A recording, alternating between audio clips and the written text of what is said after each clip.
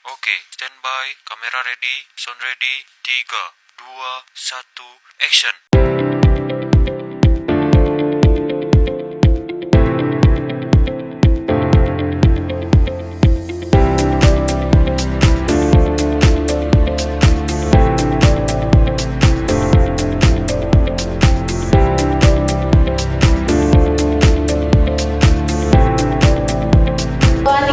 Hai guys, balik lagi sama aku Anissa di podcast Ruang Bebas.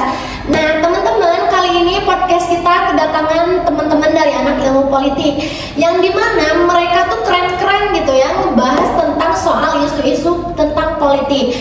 Nah sebelum masuk ke segmen 1, teman-teman harus tahu dulu gitu ya, kita tuh di sini podcastnya akan ngebahas tentang sumber daya alam.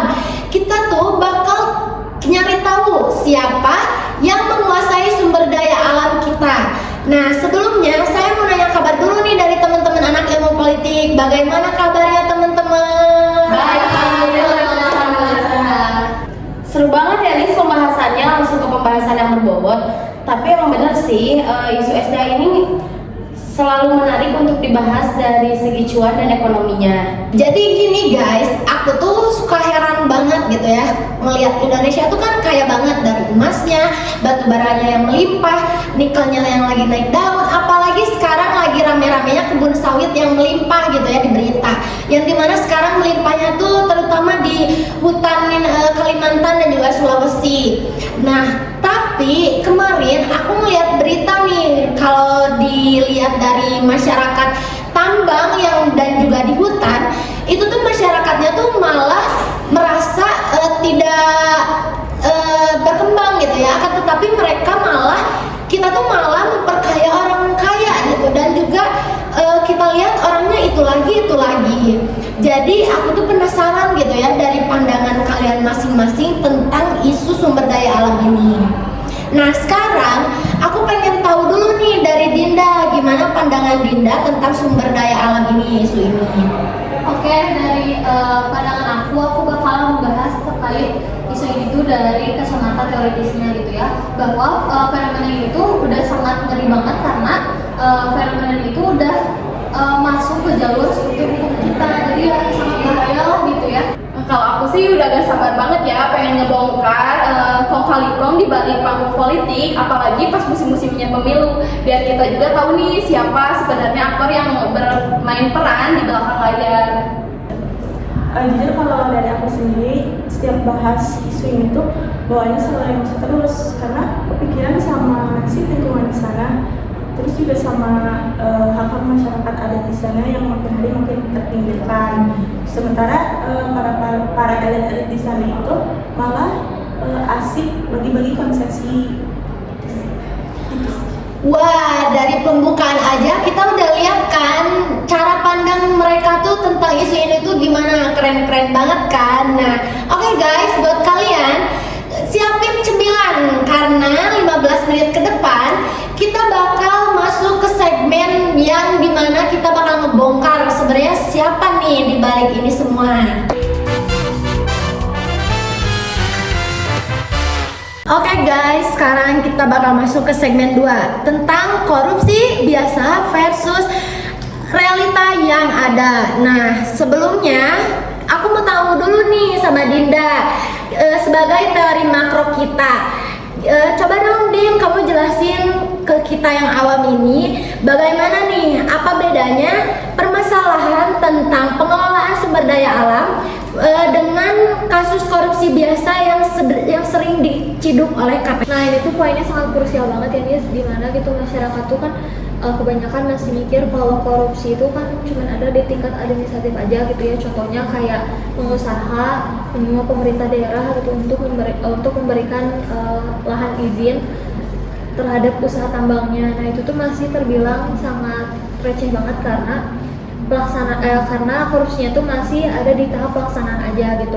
Nah kalau step capture sendiri gitu ya, itu tuh skalanya sangat besar banget dan juga lebih sistematis dan juga terstruktur gitu ya, dimana aktor-aktor pengusaha dan juga aktor politik oligarki itu mereka tuh bukan hanya melanggar aturan aja gitu, tapi juga mereka tuh masuk ke dalam sistemnya dan juga mereka tuh mengacak-acak sistem tersebut untuk memberikan manfaat yang lebih besar gitu kepada pengusaha tersebut. Makanya ketika ada regulasi atau undang-undang di tingkat pusat dan juga di tingkat daerah, itu tuh manfaatnya tuh jauh lebih besar ke pengusaha tersebut dibandingkan masyarakat sendiri. Makanya state capture ini tuh lebih susah dideteksi karena mereka tuh dari awal tuh udah masuk udah melegalkan gitu ya izin-izin tambang tersebut tuh dari pihak struktur hukumnya begitu.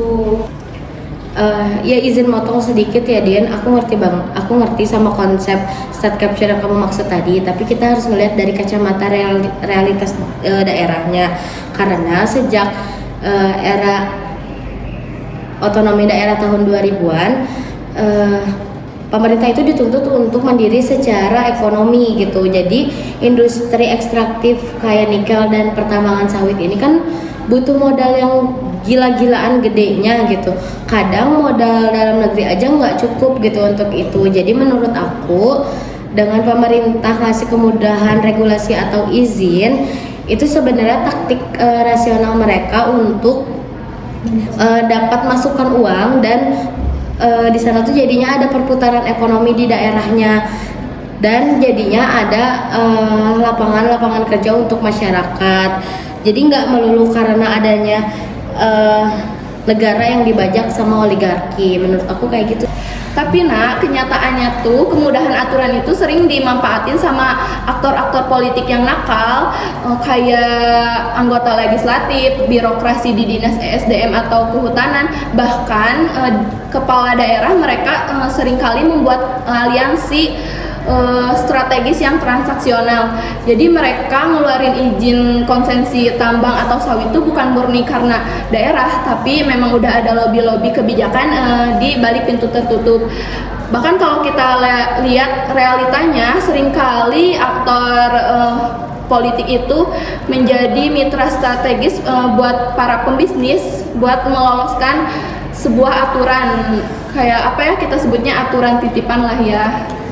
Ya, aku setuju banget sama Sri, karena apa yang diomongin tadi sama Ustaz tuh kesannya malah jadi kayak muter-muter gitu.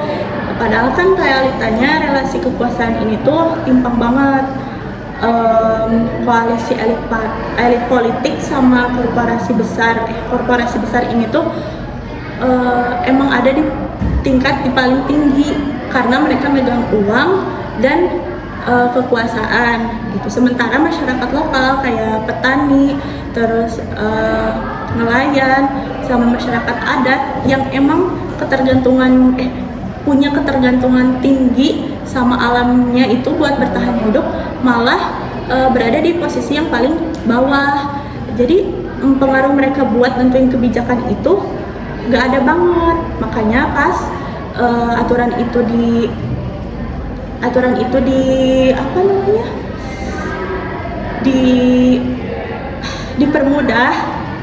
dipermudah demi investor, hak-hak warga lokal di sana itu atas tanah leluhurnya itu malah dikorbankan dan mereka terpinggirkan secara sistematis. Gitu sih dari aku.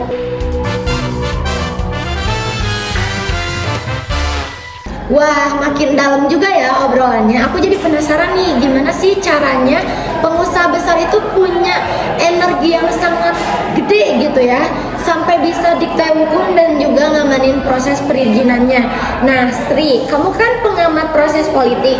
Biasanya ada nggak sih hubungannya sama pemilu atau pilkada? Bener Miss, ini dia akar masalah utama yang sering bikin aku tuh gregetan.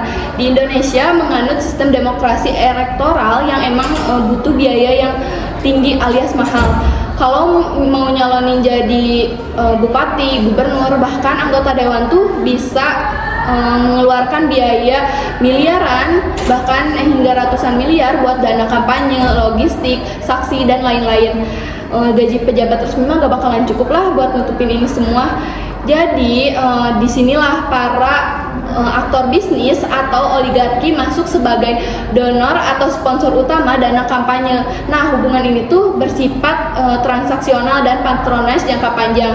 Jadi pas si kandidat ini menang, nah disinilah skema balas budi alias barter kepentingan digunakan. Misalnya kayak kemudahan mengeluarkan izin konsesi pertambangan atau sawit. Sri, kalau misalnya kita ngeliat dari sudut pandang pebisnis ya, kan kalau misalnya sumbangan dan kontribusi dana kampanye itu pasti ada peraturan legalnya, dan ini tuh dipraktikkan di seluruh negara demokrasi di dunia. Nah, pengusaha itu butuh kepastian jangka panjang kalau misalnya mereka mau naruh modal di suatu tempat. Jadi wajar aja kalau mereka milih calon pemimpin yang punya visi misi yang sama dan mendukung dunia bisnis mereka atau investasi mereka. Di sini tuh kita nggak bisa ngeglorifikasiin gitu aja kalau misalnya pendanaan politik itu selalu berujung di korupsi atau barter izin ilegal. Ya selama proses birokrasinya sesuai sama prosedur, ya kenapa kita harus ngejudge itu? Tapi masalahnya prosedurnya itu kebanyakan cuma formalitas doang. Karena si pejabatnya emang udah punya utang budi sama utang duit. Makanya pengawasan administratif di dinas-dinas terkait kayak SDM atau kehutanan itu seringkali sengaja dilemahkan. Banyak pelanggaran AMDAL atau tata ruang yang diputihkan. Intinya dicari-carilah celah hukumnya demi balas budi politik yang tadi. Nah, jadi si aturan hukum itu tuh cuma alat stempel legalitas buat kepentingan segelintir orang doang, begitu. Betul apa kata Jahra, dalam teori ekonomi politik gitu ya, ada namanya regulatory capture, di mana lembaga-lembaga pengawas yang harusnya bersikap netral untuk kepentingan publik malah terjerumus ke dalam jalur yang sama seperti kepentingan para industri yang mereka awasi gitu ya.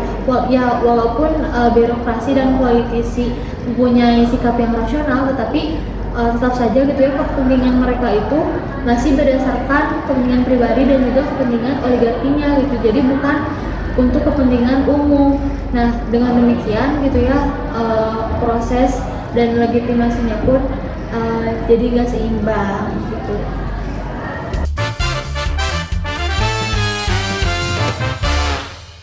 Gila, makin dibuka makin ruwet juga ya jaringan-jaringan kekuasaan mereka tuh. Nah, sekarang aku mau geser nih ke topik yang sensitif tapi agak krusial, dimana soal tentang realnya di lapangan itu seperti apa.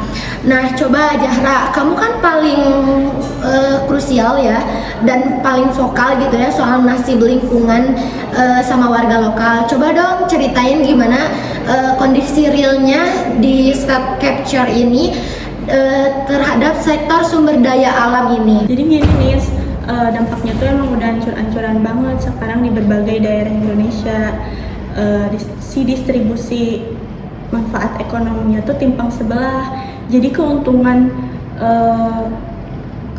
yang nilainya triliunan rupiah itu yang dari hasil ngeruk bumi kita itu tuh cuma diakumulasi di dompet para pengusaha kakap dan para penguasa elit doang. Nah, sementara masyarakat lokal yang malah jadi kebagian ampasnya doang, seperti biaya sosial dan ekologisnya.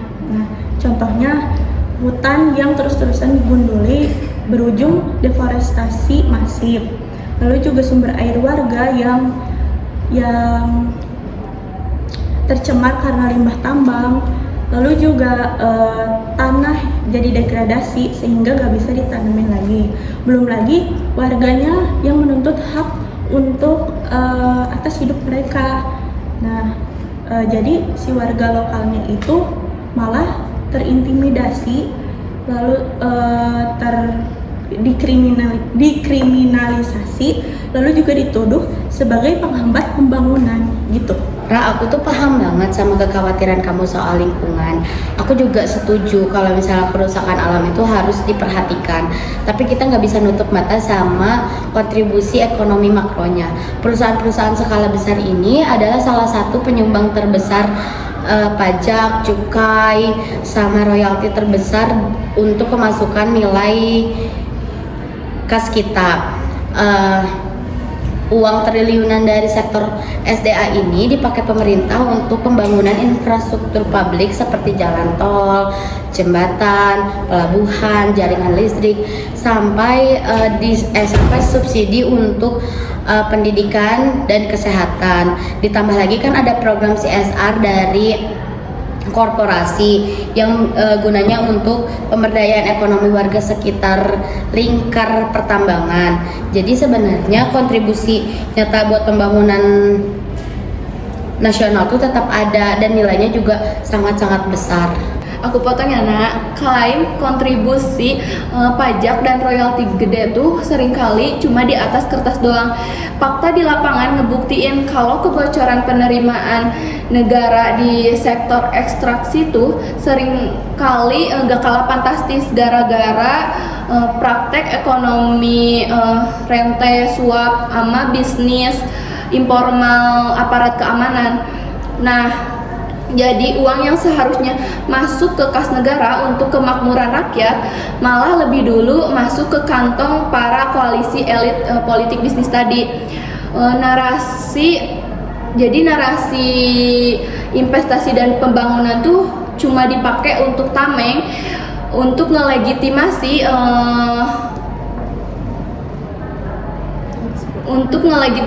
eksploitasi alam yang memang hanya untuk kepentingan mereka sendiri. Nah, kalau dari analisis teori dampak makro bahwa praktik state capture di sektor sumber daya alam akhirnya berujung pada penurunan tingkat demokrasi di Indonesia secara keseluruhan. Yang harusnya gitu, kepentingan masyarakat itu kan harus lebih didahulukan gitu ya. Tapi malah pemerintah itu lebih menguntungkan kepentingan-kepentingan dari para aktor-aktor politik.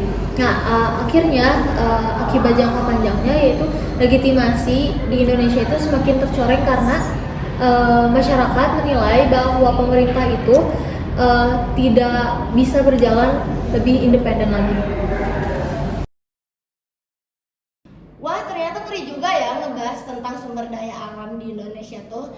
Ngomong-ngomong juga kita diskusi di sini tuh udah lama banget ya, nggak kerasa gitu.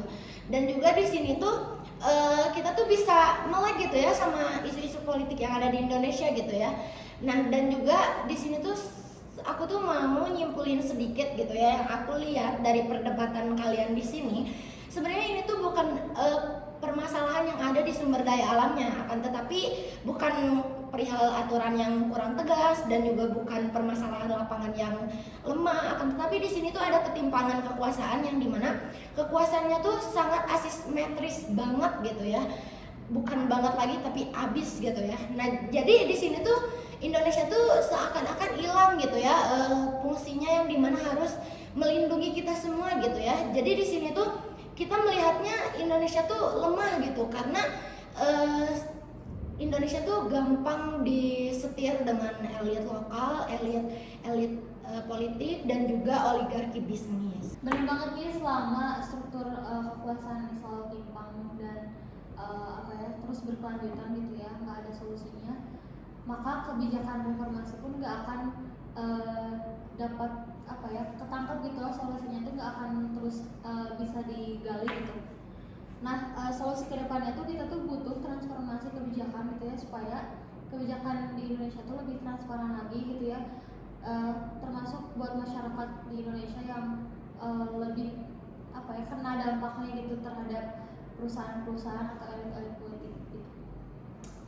Ya, tetap dari aku kita tuh harus nyari jalan tengah untuk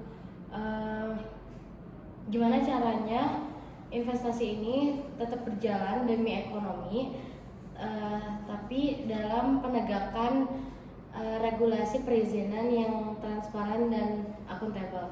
Memang langkah awalnya tuh harus berani untuk merombak sistem pendanaan politik agar lebih transparan, lalu memperketat aturan anti lobby dan juga mengurangi dominasi dana korporasi pada saat pemilu agar para aktor politik maupun partai politik mereka tidak ada hutang budi pada saat menjabat. Dari aku dan yang paling penting dari kacamata sosial ekologis itu akui hak-hak masyarakat adat secara nyata, lalu libatin partisipasi warga lokal dalam membuat keputusan secara bermakna dan perketat audit lingkungan independen tanpa kompromi. Ternyata keren-keren banget gitu ya, dari awal pembukaan hingga akhir pembahasan dan pandangan dari teman-teman kita nih dari ilmu politik. Nah, buat teman-teman di rumah khususnya anak muda, kalian jangan salah untuk memilih atau menanggapi berita ya, karena kalian juga jangan apatis terhadap isu lingkungan yang ada di sekitar kita. Kita tuh harus peduli banget gitu ya sama kekayaan alam yang ada di Indonesia. Nah, buat teman-teman, kalian lebih sepakat terhadap opini yang mana nih dari teman-teman ilmu politik? Nah, kalau kalian udah punya opininya, tolong ya buat komen di bawah dan jangan lupa buat like, komen, share, dan subscribe video ini biar nggak ketinggalan dengan obrolan seru lainnya. Aku Anissa, izin pamit. Bye. Izin